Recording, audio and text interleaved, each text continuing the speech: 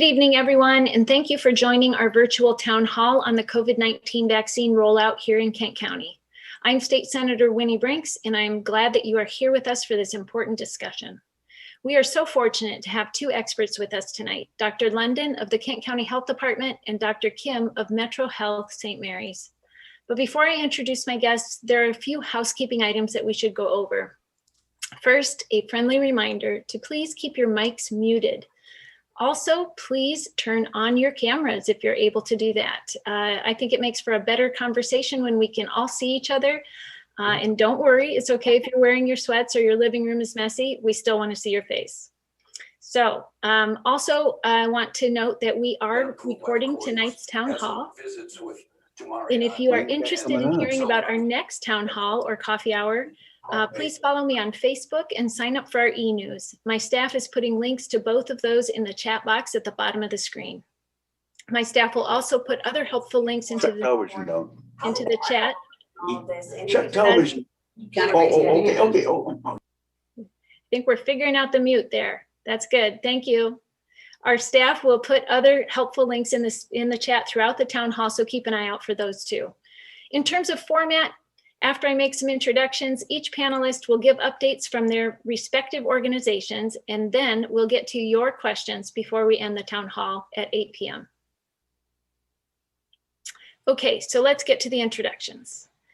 First, I'd like to take this opportunity to recognize my staff who have worked very hard to put tonight's event together and will help the event run smoothly. Ramiro Galvan is my chief of staff. He's been in my office in several different capacities over the years.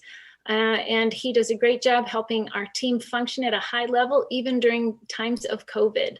Liz Balk is my district director, and although COVID-19 has added a layer of complexity to her job, she is still getting out into the community safely to find out what's most important to my constituents. Emma Repp is my director of constituent relations. She is likely the first person you'll talk to when you call or write to my office. We've been inundated with requests for assistance since the pandemic started, and Emma has gone above and beyond to help every single person who reaches out to us. And we love it when she gets shout outs of gratefulness on Facebook from grateful constituents. She's helped so many people, and those accolades are well deserved. So now on to our experts.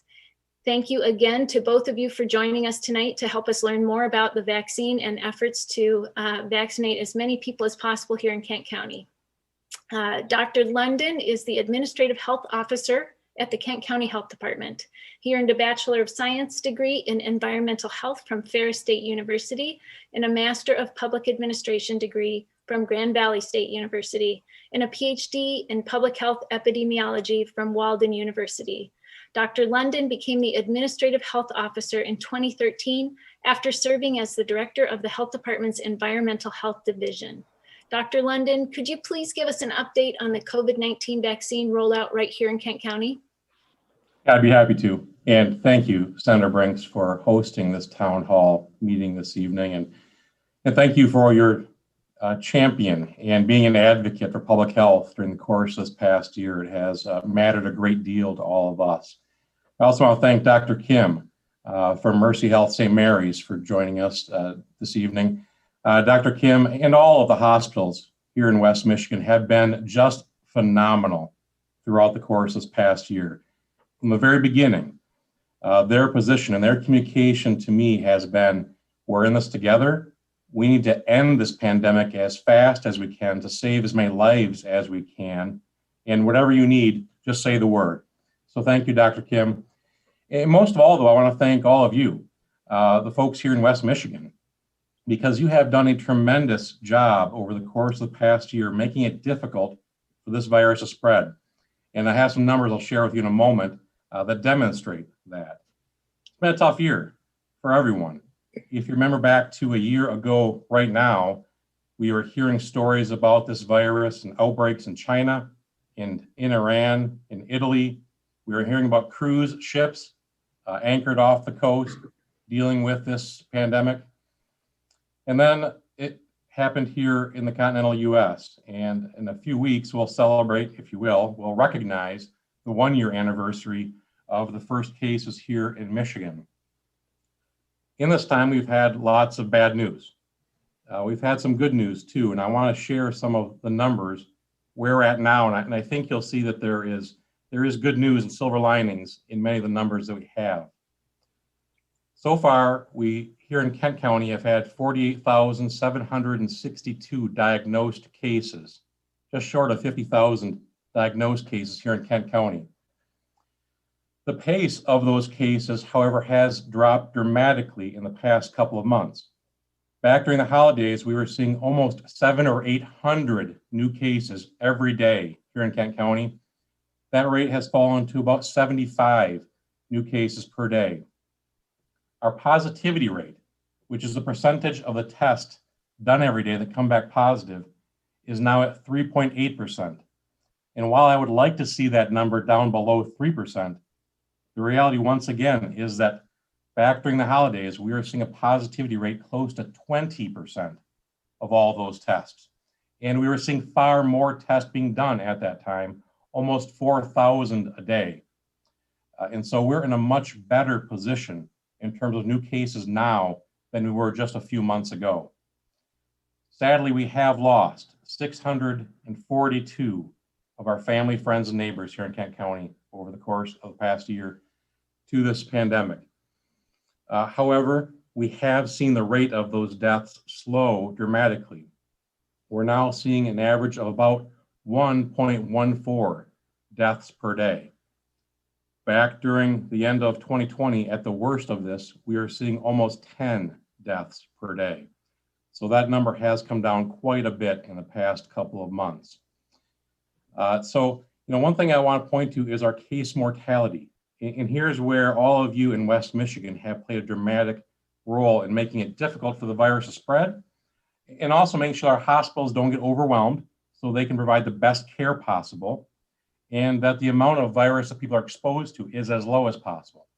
Case mortality, that is the rate of, or the percentage of the people who've been diagnosed as a case who die. Here in Kent County, to date, our case mortality is 1.3%. Statewide, it's 2.6%. That's a significant difference. And the credit for that goes to our hospitals for doing a tremendous job in bringing people to successful outcomes. It also goes to all of you. When we ask you to mask and to socially distance and to wash your hands, all of those precautionary advice, you did that to a great degree. When we asked you to quarantine and isolate to prevent the spread or to limit the amount of virus that other people are exposed to, you did that. Thank you for that. That has made a tremendous difference in lives. Lives here in West Michigan have been saved because of your work, and I greatly appreciate that. We're now at a point where we are rolling out this vaccine campaign. I tell you what, there is nothing more energizing and more exciting for us in public health and in medicine to be offering vaccine to our community after this long, difficult year. Here in West Michigan, almost 98,000 Kent County residents have received a first dose of vaccine, and over 63,000 Kent County residents have received a second dose. So we are making tremendous progress, not nearly as fast as I want to, because we do have such a shortage of the vaccine, but we are working together to make that happen. And that's part of the fantastic story about what's happened here in West Michigan. We've created something called the West Michigan Vaccine Collaborative, a partnership of health departments, hospitals, pharmacies, universities, provider networks, and others to make sure we're planning together, we're coordinating, and we're bringing the vaccine to this community as quickly and as best as we possibly can. We agree, as a region of healthcare providers, that it would be a travesty if there were vaccines sitting in freezers while the demand and the need was so great in the community. So we have a commitment to move vaccine as quickly as we receive it. And to that point, one of the things that we've created through this collaborative is information and one portal for registration through vaccinatewestmi.com. So I would encourage everyone, if you're not familiar with that website, vaccinatewestmi.com is a website which has tons of information about the vaccines, about the partners in this collaborative, and links to all of those vaccine providers here in West Michigan. They can take your information, and when your time and eligibility come along, when a vaccine is available, an appointment will be scheduled with you. This is a partnership that's really unique. I don't know that's happening in other places to the degree that's happened here. We are doing something that has never been done before here in West Michigan through this collaboration. And there's more good news. Over the weekend, we learned that the Johnson & Johnson vaccine received an emergency use authorization from the FDA. We also know that recommendations about how and where that vaccine should be used will be finalized this week. And just this afternoon, I learned that Kent County Health Department will be receiving 4,300 doses of Johnson & Johnson vaccine within the next 48 hours. That's going to help us. We're going to plan for how we move that vaccine as quickly as possible. That vaccine is a great product. And I've heard some people say that perhaps it's less than the Pfizer or the Moderna vaccines. To be clear, there are differences. There are pros and cons with all of these vaccines, but I want to be very clear. The Johnson & Johnson vaccine is a high quality product. It really is. While some point to what appears to be a slightly less effectiveness rate, 66% compared to 94, 95% for Pfizer and Moderna, you have to be very, very careful when comparing effectiveness rates of vaccines like this, because they're often not tested in the same population or at the same time. The Johnson & Johnson vaccine was tested during a time of greater incidence of illness in the community. That matters when looking at the effectiveness of a vaccine. What's also important to know about the Johnson & Johnson vaccine, it actually did a slightly better job than the other vaccines in preventing serious illness. And it was 100% effective at preventing hospitalization and death. So to be clear, this Johnson & Johnson product is also, like the Pfizer, like the Moderna, a very high quality product.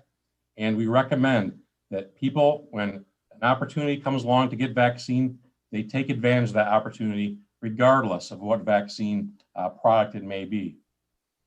We also have good news that there are other products that are coming along here shortly. Novovax is another producer. They also have a product which looks like it's very effective. They'll be sharing their data with the FDA here in the next month or two, and we hope that an authorization will come shortly thereafter. AstraZeneca, of course, is very close as well. So we're at a spot right now where the supply of vaccine is limited. We are not doing nearly as many vaccines per week as we could, based on the capacity that we've built for delivering vaccine, for providing those vaccination appointments. However, it's becoming abundantly clear to us that the supply of vaccine is going to dramatically increase in the next 2 months. And I want you to know that we are prepared here in West Michigan to deliver that vaccine as much as we can receive every week. And so we have created what I call our two-pronged strategy for doing this. The first prong is quantity. We want to make sure that we can vaccinate many, many thousands of people every week here in West Michigan, here in Kent County. It's a goal of ours that at the end of each week, we don't have vaccine sitting in a freezer because we didn't have a way or a place to provide it. And that is part of the justification for the West Michigan Vaccine Clinic at DeVos Place. That is a venue that is one of the most effective, one of the largest vaccine clinics anywhere in the US right now. This is unique and only possible through this extraordinary partnership that we have with Spectrum Health and with Mercy Health St. Mary's. It could not be done by any of us alone. And so we're very thankful for our partnership. And I think West Michigan is going to really benefit from that, especially as more vaccine becomes available here in the next couple of months.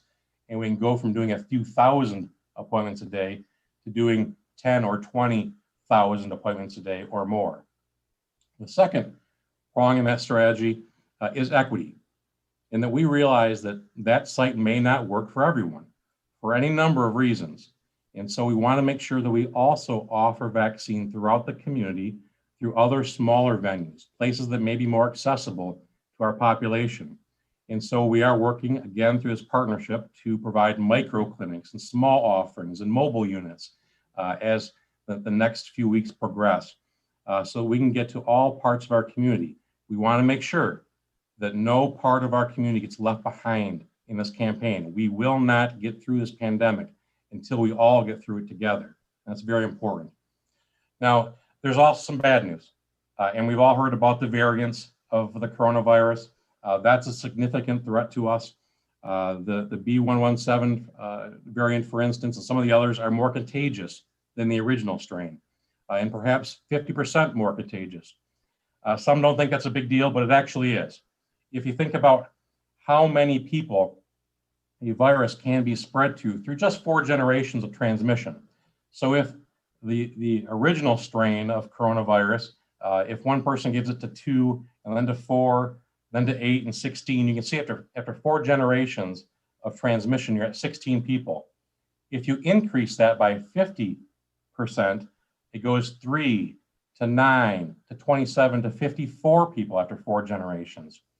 So you can see that the number of people who could be exposed and could become infected dramatically increases with a variant that is more contagious. So that's a concern. Right now, we're in a bit of an arms race with the virus. We've got a new tool, a new weapon in vaccine, and it's developing through mutation some unique characteristics. But I think that the time and technology is on our side, but we really need people's support for the near future. The other thing we have to be worried about is it is still winter.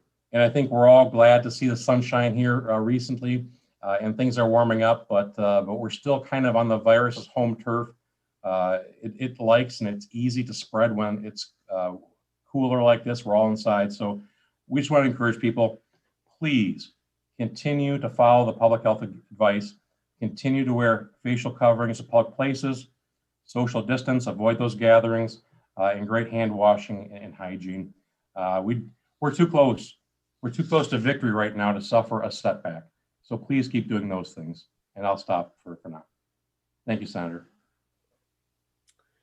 Thank you, Dr. London. And without further ado, next we will hear from Dr. Kim. Dr. Kim is the president of Mercy Health St. Mary's, not Metro Health. I slipped up a little bit earlier and said Metro. So Mercy Health St. Mary's. He earned his medical degree from Johns Hopkins University School of Medicine. He completed both his residency and his MBA at the University of Michigan.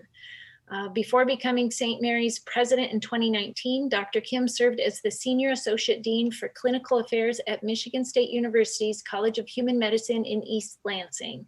Dr. Kim, could you tell us about the COVID-19 vaccine rollout from the hospital's perspective? Yes, very happy to. And thank you, Senator Brinks, for inviting me to this town hall this evening. And thank you, everyone, for joining. I'm just going to share my screen to share some PowerPoints. Can I just get a thumbs up that folks can see it? Okay, great. Thank you. So, let's go right into the vaccine and the vaccinations and what Mercy Health St. Mary's has been doing. I just want to start with this, I think this well-known picture of the SARS-CoV-2 virus. Just note that the actual size, this is like 400 times smaller than the diameter of a typical human hair. Just want to point out the spike glycoprotein because it's really key. You see that it's the brick red colored mushroom looking thing here. And the reason it's key is because of 2 things. The spike proteins on the outside of this virus is how the virus sticks itself to your body's cells and then causes your body to make copies of this virus. And that's what makes you sick. And that's also what makes you a spreader of this virus. Now, the spike protein without the rest of the virus is what the vaccines produce. And that's how it prepares your body to prevent you from getting sick and also might also prevent you from spreading the virus itself, which is very important. Now, in terms of the vaccine implementation, just wanted to confirm with everyone that since early January, we've been in the phase of prioritization where we're in 1B. And so that's healthcare workers, long-term care residents and workers, other folks on this list, and people who are 65 years of age and older. You see also on here, there are prioritized frontline workers, school and childcare staff. And just wanted to share that from a Mercy Health standpoint, we've been proactively reaching out to eligible people within this 1B and 65 and older band in collaboration with the Kent County Health Department and the other health systems. So for instance, Mercy Health, we were asked to cover groups like the Grand Rapids Public Schools, the Grand Rapids Police Department, the Catholic schools, and also some of the EMS companies.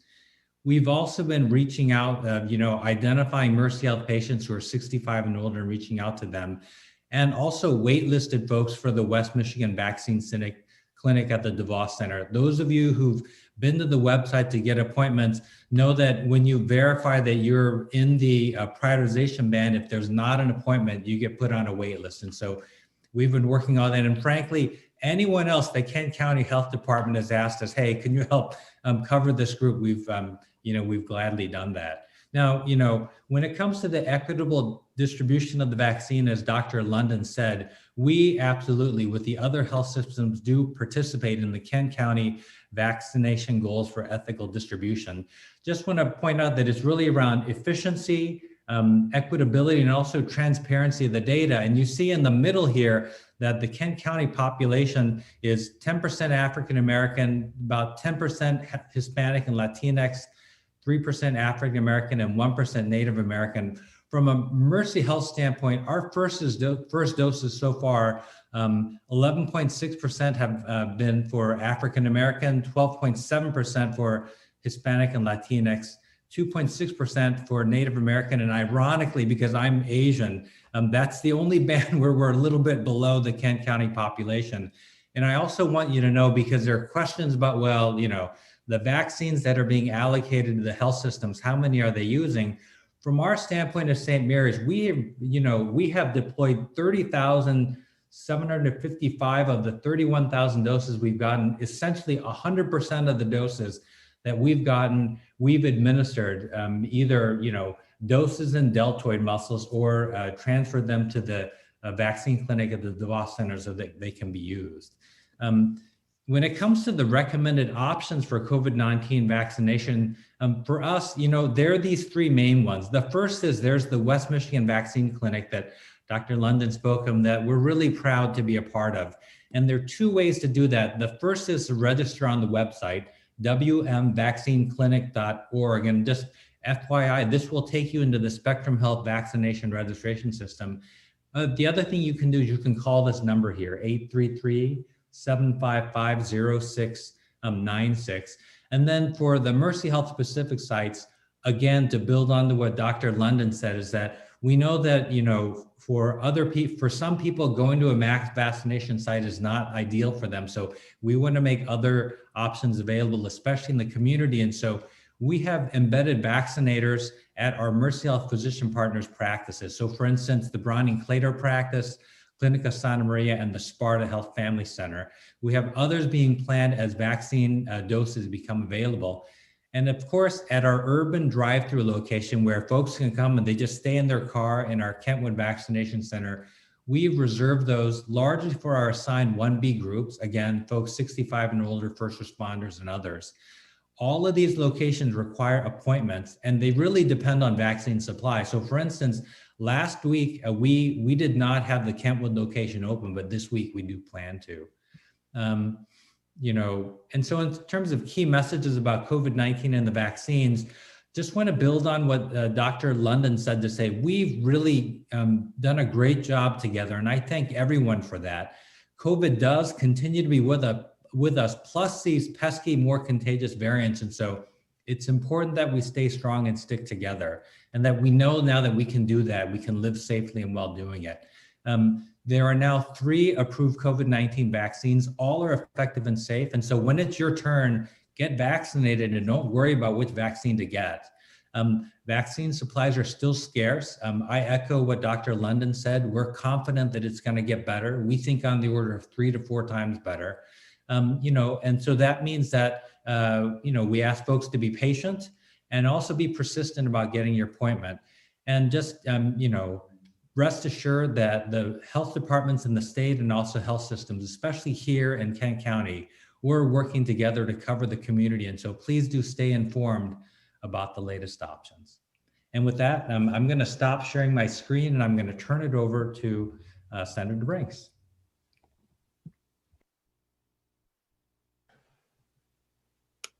Okay.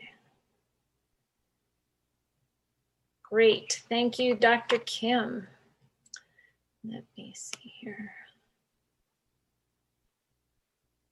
So now, before we get to your questions, I would like to just add a little bit of a disclaimer.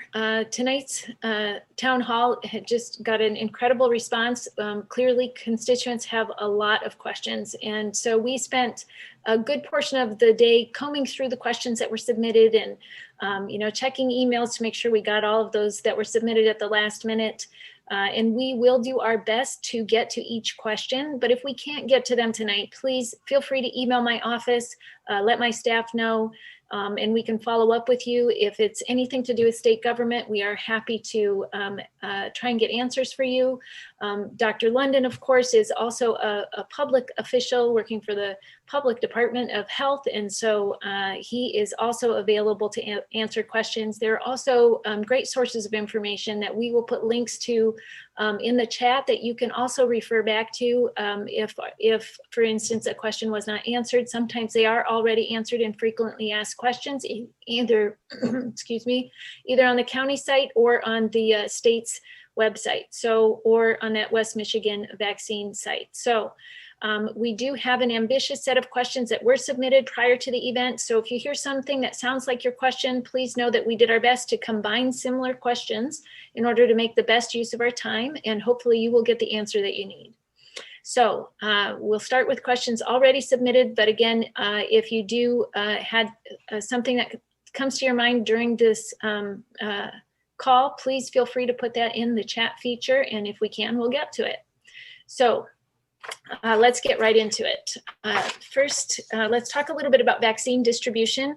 And to both of our guests, feel free to jump in if it's something that you feel you can add some helpful information to. So I have heard that people are coming in from other parts of the state to receive vaccines in Kent County. This is from a constituent who's concerned about how we can protect the vaccines that have been allocated to Kent County residents. Yeah, so that's a great question, but I want to caution people that we need to avoid the us and them thinking with this. This is really a regional and really a statewide effort, and so we're not screening people by county of residence, and other providers across the state really shouldn't be doing that either. And right now we are seeing a similar rate of vaccination in Kent County residents as around the rest of the state. So we want people to get vaccine. We want to get it wherever it's most convenient for them.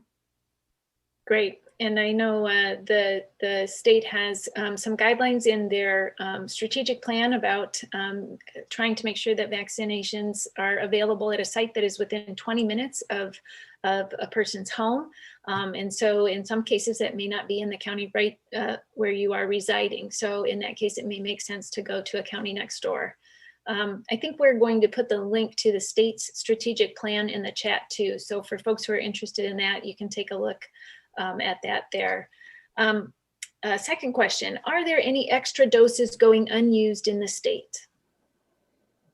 I'll take that one. It's highly doubtful. If you look at the vaccine administration rate these days, I think folks can feel confident that every dose is being deployed either immediately or being held for second doses. It's a much different picture now than it was in the early days when, I think we were still figuring that out. So rest assured that doses are not sitting around unused. I also want to take this opportunity to just, let folks know that there are questions about vaccine distribution, but really, if you think about it, from a health system standpoint anyway, I really think that folks in our state have done a wonderful job of distributing the vaccine. It's in very short supply. Everyone wants more than they're able to get, and I think they've really figured out a system that's equitable. Yeah, we have had this conversation with neighboring counties and other providers that if and when a time does come where they do have surplus vaccine, we can certainly take that and we can serve the region through our DeVos Place Clinic. There, we recognize there's no need for every county statewide to have a clinic of that scale. So we can take any surplus vaccine they may have in the future. Great, thank you. Can you tell us how places like Rite Aid and Meijer fit into the vaccine distribution plan? Are they an extension of the health department? Does the health department oversee them? And do they have to follow the same priority groups? So they are partners of ours. We don't oversee them. They're receiving their vaccine directly from the federal and from the state allocators. But they're definitely partners of ours, and we work together with them on strategy. And we see them as part of the long-term plan for vaccine distribution. 6 months, a year from now, we want the COVID vaccine to be accessible in the same way the flu vaccine is. However, at this stage in the game, they're not a great venue for a mass vaccination site because they have just physical and logistical challenges in a pharmacy, but they are definitely partners and definitely part of the long-term view plan. Great. Are they following the same priority groups? Yes, they should be. Yeah. Yep. We got this question from Jan in Grand Rapids, but we also got very similar questions from a few other folks. So I'll read it for you. It seems like people are registering at multiple sites to try to get an appointment faster, but I worry that they are taking up spots for other people who are also waiting. Is there a collaborative system to track people signing up for appointments at different facilities? Part of the reason we were excited to stand up the West Michigan vaccine clinic at the DeVos Center was to provide for that level of coordination and to provide a single location where people can do that. Now, that said, it's a really natural thing for people to want to reach out to their, provider or their provider's office or their health system. And so, we know that that's gonna continue to go on. The thing that we have now that we had less of in the early days is, in the early days, we would have no-shows where people would actually have a vaccination appointment, maybe have one at a couple of different places and just forget to cancel. And so we would have no-shows in the early days. We really don't have that now because when we moved to 1B and we had, we had lists of folks in the first responder groups to cover, when it looked like we were going to have no-shows, then we would have a list that we could go down. And so from a practical matter today, it's almost okay for people to sign up in other places if it makes them feel better. We still adhere to the vaccination prioritization scheme and have managed the no-shows. Great, thank you. Carmine in Grand Rapids says, I've been waiting for weeks to get an appointment. Can you or the governor release more vaccines to Kent County?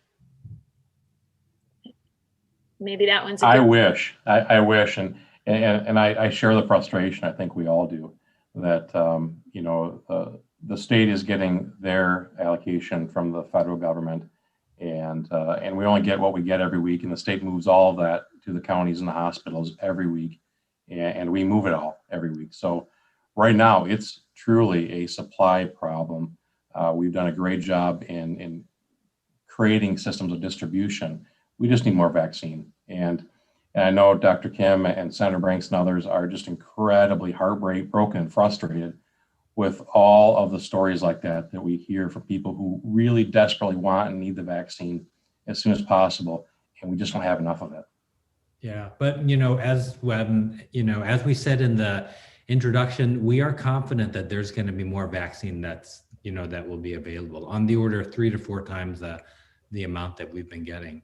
And if Carmine put his name on the list at the West Michigan Vaccine Clinic, then, you're in the queue, you're on the list. Although I've heard from folks that they do check back periodically to see whether there are appointments available on the website or they call the number. And we think that increase is going to happen really, really soon. So please be patient, but please stay positive too, because we think that help is on the way real soon. Yeah, Dr. London, you just mentioned that we are anticipating close to 5,000 doses just over the next few days from the newly approved Johnson & Johnson vaccine. So how does that increase our numbers? What are we seeing normally for the last couple of weeks per week in terms of the number of doses we're getting in Kent County? Well, as a community, each week we're getting about 15,000, give or take, doses. And so this news today came out of the blue. We expected that we were going to get Johnson & Johnson in the next couple of weeks. And I received notification just this afternoon of 4,300 doses. And so that's just fantastic. That made our day. And we're looking for those recommendations, which we should receive, I think, by Wednesday. And then we'll start making appointments for those 4,300. Excellent. Thank you. Robert in Ada asks if we have enough vaccine in Michigan right now to cover everyone in group 1A, and then the follow-up, what about 1B? No. Go ahead, Dr. Kim. Agreed. Agreed. We don't have enough yet. Okay. So, so I guess the takeaway from that is what you just said a couple of minutes ago. Be very patient. Hopefully very soon we will see a huge increase in doses, and we'll be able to get through as many people as possible in those highest priority groups. Yeah, and just to for positivity's sake, remember with the emergency use authorization for the J&J vaccine, and they're announcing that they believe they're going to be able to deliver 100 million doses, between now and the end of June. If the distribution percentages are the way that it's been for, so far, that means 180,000 additional doses, per week for the state of Michigan, and like 10,000 a week more for us. And so we do anticipate that, the supplies are going to be much better, and we'll be able to cover a lot of folks before the summer comes. Sure. Several constituents asked about how we're moving and when we'll be moving to the next prioritization group. I know the state has created a handy chart that kind of has the phases overlapping when they start and finish. So we could be working with multiple priority groups even before we finish the higher priority. The 1As and 1Bs could also be finishing up while we go on to the next priority group. Do you have any sense for when we would be able to move to the next priority group? If I had to hazard a guess, I would say that it's not going to be in the next few weeks, simply because within the 1B group, there are a lot of workers there that we're still, queuing up to cover. And so it's going to take a few weeks of the higher amounts of the vaccine distribution for us to get to that point. Yeah, it's very difficult to speculate, but we know we have some work left to do in 1A and 1B. And then 1C is an enormous group. That is everyone 16 and older who has underlying health conditions. And by the estimates I've seen, that could be 45% of the population. And that would then leave group 2, which is everyone who wasn't eligible previously. So I think we're probably, just to guess, a couple months away from getting to those phases. Sure. So the state's vaccination strategy is where that chart is located, and I think we put a link in the chat to that. So if folks are interested in seeing a summary of that strategy, there's a short PowerPoint or slideshow in a link there in the chat. We've had questions from several constituents about who will be prioritized after phases 1A and 1B. For tonight's town hall alone, we were asked about the following groups: those fighting cancer, immunocompromised, ALS, and Down syndrome. And kind of a follow-up question, what about the caregivers who live with them or take care of them? So will those folks be prioritized within their priority groups, I think is what the question is. I believe the answer is yes, that the next group, which is the 1C group that Dr. London spoke of, it's a very broad, it's a very broad group. Anyone 16 to 64 years of age who has a condition that predisposes them. How about caregivers? So caregivers who aren't medical professionals, I would clarify, like family members who take care of somebody who's fighting cancer, for instance. Yeah, I think we're still waiting for clarity with that as we approach phase 1C. Certainly, we recognize that there is a need to protect that group, and often that caregiver is the person who may be bringing vulnerability to the person who has the vulnerability. So we recognize that that's a need. It's just balancing that need with trying to maximize getting the vaccine to those individuals who are the vulnerable parties. So Supply is really the challenge for us. Hopefully we can get to all of that group simultaneously. How about age within that category? All other things being equal, 2 healthy individuals, do you choose the older one before the younger one? Yeah, so we can create locally, we can create an approach. So if we open up to 16 to 64 with underlying health conditions, we can prioritize within that.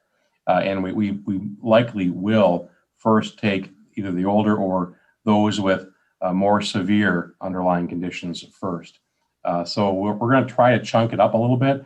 Otherwise, we're just going to get overwhelmed with 45% of the population is a lot to take all at once. And it's a better strategy to try to find groups or strategize an incremental approach to that large group. Great.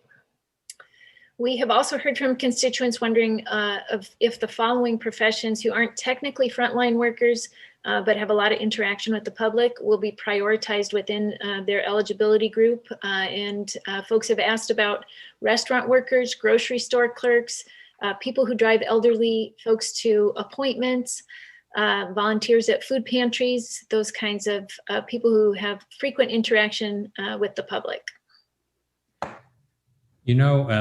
There are a lot of questions that we've gotten like that, which is, hey, do I qualify as an essential worker? And what we've been doing with the county and the other health systems is working our way through kind of, groups of workers. So for instance, I think we're at municipal workers now, folks at the water treatment plant and things like that. And so the advice I would give, anyone who's wondering whether they're do they fall into that group is really they should ask their employer and have the employer connect because it's through the employer that we're managing it. So, process-wise, what we do is we reach out to leadership at a company or an organization that's within that group, and then they send the word out to folks to see who's interested in getting a vaccination appointment. They supply us with the list, and then we proactively reach out. And so beyond the, hey, this group, yes, it's just, it's in a matter of time, everyone's going to be covered. You just have to make sure that the leaders of your organization are staying attuned to it.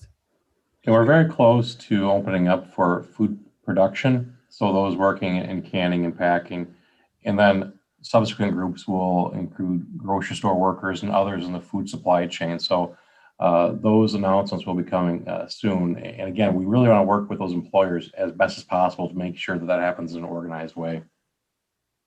Great, thank you. Regarding folks in phase 1A and 1B but can't get an appointment, can you give any specific tips for what's the best way to get an appointment? What are the steps that they should go through? I know I went and filled out the form through the Spectrum Health site that has been mentioned. Is that the best way? Should we be sending most people to that app, and then you can determine at what site would be best for them, or where something is available, or if they have special needs, or face any of those barriers to getting downtown to the convention center? If you identify a specific location, a church or a community center near them, will you let them know if they've registered through that site? Yes. We will, and I would recommend for most people who don't have a problem traveling or getting to the West Michigan Vaccine Clinic at DeVos Place, my advice would be to register there, to fill out the questionnaire for that site, because that's where a large quantity of our vaccine is going. If that site doesn't work for you, find a provider on that vaccinatewestmi.com site that you think will work for you. You can also, at that site, register for a weekly newsletter. Do that. That's going to also make opportunities available to you and give you any updates that you need to know. Yeah, what I would add to that, and I totally agree with what Dr. London just said, is that it's really important to stay informed and keep up on the news, because you might see that, hey, there's a pop-up site at X and such location for this group of folks, and find contact information there. The other thing for us as Mercy Health, we're identifying patients that are 65 and older and proactively reaching out to see whether they'd like to be vaccinated, and even new patients if they are within one of the groups, and we're offering those too. Great, thank you. Let's move on to some equity issues. We got a lot of questions about this too, and I can see the time is ticking, so I want to make sure that we get to this important topic. What is Kent County Health Department doing to address equity of vaccine distribution within our community? I know you talked about this a little bit in your comments, Dr. London. An additional question here is, how are you measuring this, and how will we know if we're being successful? Yeah, so we have a team that is looking at race, ethnicity, and demographic zip code data to make sure, as Dr. Kim pointed out in his slides, that our vaccine coverage is matching roughly the percentage of those groups within our population. That's important to us. And to his point, he mentioned that Asian Americans are actually lagging a little bit. And so we actually offered a clinic for Asian American refugees who've settled in our community last week. And so hopefully we start to see those numbers improve a little bit. But we are very closely watching those numbers. As I mentioned, it's so important that we don't let any group get left behind in this. If we do, we will continue to have hotspots of infection that will spill over and keep perpetuating this problem. Yeah, and so in addition to those activities and being aware of the importance of it, we've also been intentionally moving vaccination sites away from the health centers, health systems, and into the community, so they're easier to get to. We think that's going to make a big difference. And to the earlier question about the drugstores, we think that's going to be a big help too. Yeah, and I know some of your clinics that you've been doing have been in trusted institutions that neighbors around them will feel comfortable in, with sort of validators that they're familiar with. So I think that's really helpful too. Was glad to see that. Yeah, also, those neighborhood health centers and clinics are where people are used to getting their vaccinations. That's where they get their flu shots and, their other things anyway. And so it just makes sense to do that. Yeah, it makes sense. Couple of people asked about how we ensure that individuals without access to technology or smartphones know how and where to get vaccinated, and how do they get their updates? What's the best way for those folks to communicate or for you to contact them? So a couple of things I'd recommend. We have a phone number for the West Michigan Vaccine Clinic, and that is 833-755-0606. Again, 833-755-0696. 833-755-0696. Liz, I hope you got that. You can put that in the comments. And if you call that phone number, there are schedulers there who can help. The other phone number is to the Kent County Health Department, where we can help, and that's 616-326-6992. 616-326-6992. And we have staff who can help people fill out the questionnaire at that phone number as well. The other thing that we're doing is we're reaching out to other leaders and other organizations in the community that, we're on the theme of we're working together, we're in this together, So for instance, one of the amazing things that Kent County Health Department has done is they've had regular Zoom conference calls with faith leaders, just to keep faith leaders in the loop and to seek their assistance. And so, by getting other leaders in the community in the loop and informed, we hope that they'll help spread the word too. Yeah, good.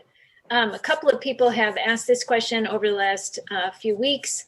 When will incarcerated individuals receive their vaccine, and where do they fall in the vaccine phases?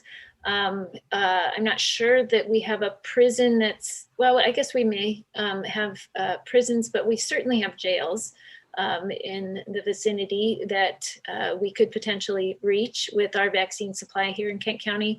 Are you aware of that plan? Does the county have anything to do with it? Does our cooperative effort have anything to do with that, or is that completely up to the state? So it varies a little bit depending on whether or not it's a prison or a county correctional facility. We have been working with our sheriff's department to provide a vaccine for those who are eligible in that center for vaccine. And we're also hoping that may be one of the groups that the Johnson & Johnson vaccine works really well with, because it can be difficult to schedule the second follow-up with the Pfizer or the Moderna. In many cases, their address where they're going to be in 3 or 4 weeks is unknown. So the Johnson & Johnson might be a great tool for that population. Great observation. What is being done to help with transportation accessibility issues for folks in the community who maybe face transportation barriers or any other barriers for that matter? And you may want to also address language barriers. Yes, that was one of the important factors in deciding what the location of the vaccine clinic and other vaccine clinics, is making sure they're on bus routes. And we are working with other transportation vendors now to make sure that we have plans in place that can make getting to a clinic accessible for people and not a burden. We're also looking at, we've acquired a fleet of 3 mobile units at the health department and using those to overcome the transportation barrier as well. Translation has been an issue. We do have translation services available at the vaccine clinic, and most of our other clinics also have language competency through translation services as well. And Dr. Kim, I'm sure, can talk about that at St. Mary's. Yep, I was just going to say that we have translation services at our sites. And in addition, we've also reached out to media who are able to communicate in native languages. Excellent, thank you. April in Grand Rapids sent us a question. She says, I'm worried about community spread after people get vaccinated. Will people feel so protected after getting the vaccine and then stop wearing masks and social distancing, which would continue the spread of COVID-19? Yeah, April, we worry about that too, which is why one of the messages that we share when someone gets vaccinated, that it's important for them to continue to adhere to the proven practices around wearing masks, washing your hands, and maintaining distance. Remember, the vaccines have been shown to protect an individual from getting COVID, but they have not been shown to prevent an individual from spreading COVID yet. You know, that's still being studied. So you're right. Until we reach the point where enough people have been fully vaccinated or had COVID, we still need to stick by those proven measures. And we're so close. I think we're so close. We just need people to buckle down and adhere to those recommendations for a little longer. Let's get to springtime and summertime. That's exactly what I think too, Dr. Lennon. I think we're close. Late spring, early summer at the current rate. We should be good. Good.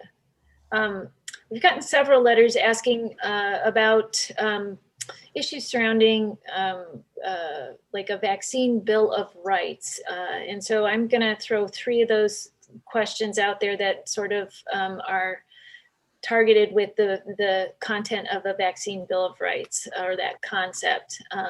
So question number 1, are people required to get the COVID-19 vaccine? Is it legal to force, pressure, or coerce someone into taking the vaccine? That's number 2. And number 3 is it voluntary to get the vaccine, and can you ensure it will stay that way? Yeah, so it certainly is voluntary to take the vaccine. And especially while it's under an emergency use authorization, an employer at some point in the future may require it, but the government is not going to require anyone to have a vaccine.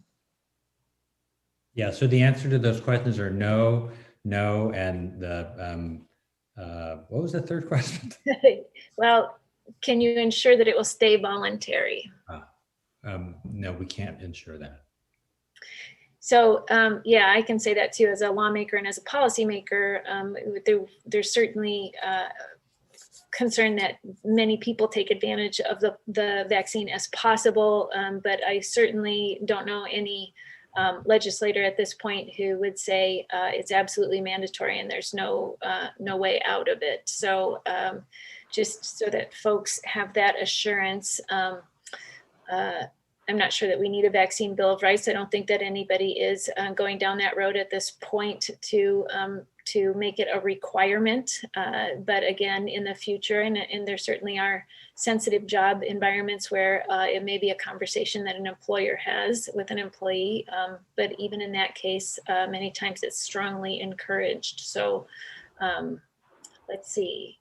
All right, so we are nearing the end. We have only about 2 minutes of our time left. And so I wanted to just get final thoughts from our two experts. Is there something that we did not cover that you really want to leave with us tonight? And if you can do that in 30 seconds each, that would be awesome. Well, I just want to encourage people to stay positive and to stay calm, stay patient. It has been a difficult year, and I know everyone has been affected in a variety of ways. And certainly the virus itself has been catastrophic. Also, all the economic and the academic and all the other ways that this has devastated our community are tragic. And we recognize that. And we need to find solutions to all of those parts of this crisis.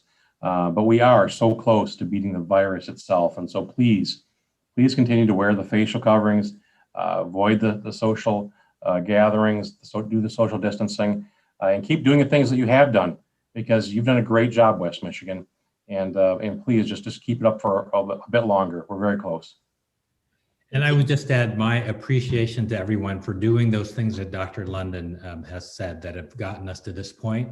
Please stay positive, stay informed the way you have. And when you get your chance to get the vaccine, and you will, please do get it. Don't worry about which one to get, please do get it. And thank you.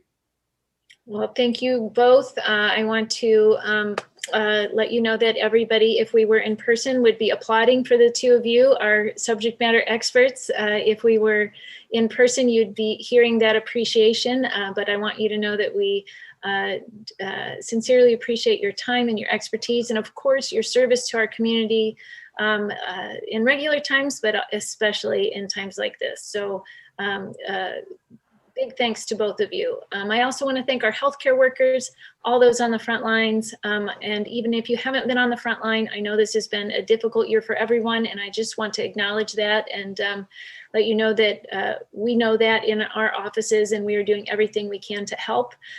Everybody's made sacrifices, whether it's not seeing our family members or coworkers, not being in school, or not being able to participate in sports or concerts, or all of those great things that we enjoy. But I want to thank you personally for doing your part. Our community has been incredibly resilient, and I have a great appreciation for how we've all pulled together. Big thanks to everyone for joining us tonight. If you do have questions or concerns, again, please don't hesitate to contact my office or to let Dr. London or Dr. Kim know, and we will do our best to give you some additional information. So with that, my final comments, please be kind to each other, wear your masks, be safe and smart out there, and I hope you have a wonderful evening. Good night.